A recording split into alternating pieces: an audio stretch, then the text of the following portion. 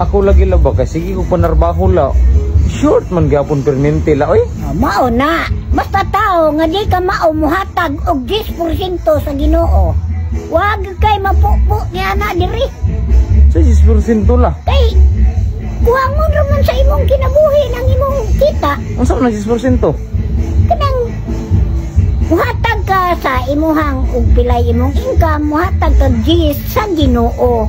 Ihatag nimo dito sa simbahan. Ano linala? Ana na. Kasi sige ko paningkamot lang ba, wa man gyapon koy kanghula, oy. Mao na. Kay sige naman lang kang kumkum, wa man kay give. Give and take man na. Ana linala? Ana na. Oh. Bantur na sige ko panarbaho bisag unsa lang trabaho akong sudlan para lang makakwarta niya. Mura gyapon ko kangho.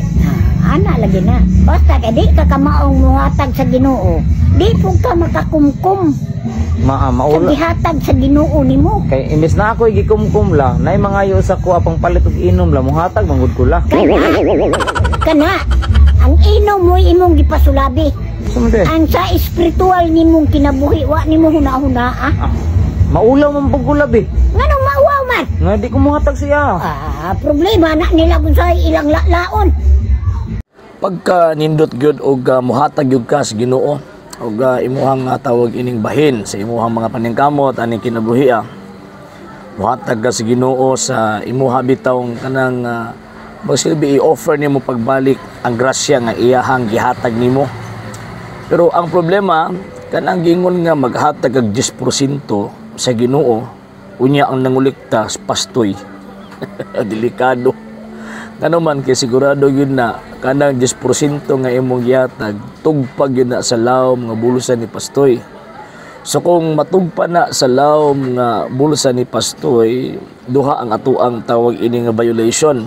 Number 1, instead of muhatag ta sa Dios, ang mahitabo dito na hinunta ni hatag noon sa tao.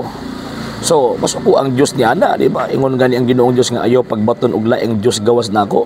So ang pag-offer nimo og 10% sa usa ka tawag ini nga binuhat nga diin walay koneksyon sa Ginoong Dios, so ang mahitabo niya na imong gibugal-bugalan ang Ginoong Dios. So number 1 na tawag ini nga violation na. Ano man kay instead of sa Dios ka muhatag, dito na hinuong ka sa tao muhatag nga way katungod ug way koneksyon dito niya. Kay sa balang kasulatan ang manguliktaan ng 10% o manguliktaan ng tithes kining tawag ini nga mga pari. Mabato ihatag nimo ang imuhang ikapo dito sa mga pari. Kay o sa Old Testament ang naikatungod nga manguliktaan na mga pari, dili tawag ini nga mga pastoy. So man ang first violation nimo. So nihatag ka tawag ini nga dito sa mga binuhat lang nga way koneksyon sa Ginoong Dios. Number 2 nga violation kung mohatag kag ikapo sa gitawag og tao nga dili responsable nga gitagaan sa Dios o gipiyalan sa Dios nga mangulikta. Buti pasabot nga imbes dili ka mailad, nagpailad ka sa imong kaugalingon. So dili man na pagka-ignorante, dili man na pagka-inosente, kung dili pagkatanga na na. Buti pasabot nga makita nato ba nga gitugutan nimong imong kaugalingon nga ilaron lang ka sa mga tao nga gigamit ang pulong sa Ginoo aron lang ka magpangwartahan. So mo na dako nga tawag ini nga sipyat. So duha ka butang nagdius-dius ka. Kay naghatag ka og tawag ining ikapo sa mali nga tao. And ikaduha, gawas ka nagdius-dius ka. Gitugot pa gid nimong imong kaugalingon nga ilaron ka. At the same time ginagamit ang pulong sa Ginoo kay para mahug ka dito sa gitawag sa impyerno.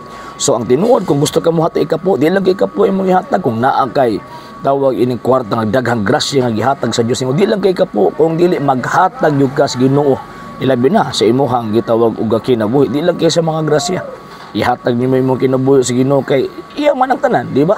Masa may hinahanglan og mga material nga butang. Ang iyahang kinahanglan ang ato ang gitawag og kalag ug ang grasya nga atong madawat gikan niya kanang kaluwasan sa ato ang kalag kanang 10%. Pastor madato ana mo na agyud mo pailad. Sa hindi pa po nakapag-follow sa mga pages po natin, i-follow nyo po yung mga pages po natin. RJ Horolanciano II TV Apolia Punto Argumento page, Kuya Apologies TV page, and RJ's Vlog 2022.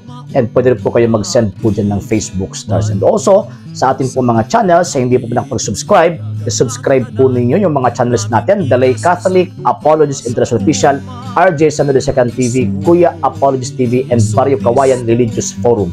And pwede rin po kayo mag-send po dyan ng super sticker, super chats, and super thanks. And maraming salamat po sa mga kapatid at mga Katoliko na ulis pong tumutulong sa programa po natin.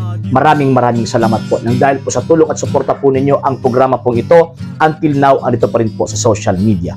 And until now din po, nangangailangan pa rin po tayo sa tulong at suporta po ninyo dahil wala po kami magagawa rito mga sir, mga ma'am, kung wala po yung tulong at suporta po ninyo. Sa gusto pong tumulong, sa gusto pong sumuporta, pwede po ninyong ipadala ang tulong at suporta po ninyo sa pamamagitan po ng ating mga account numbers dyan po sa ating pong screen. And pwede niyo po kaming i-message sa ating pong page kung via remittance po yung papadala po ninyo. Maraming salamat po in advance.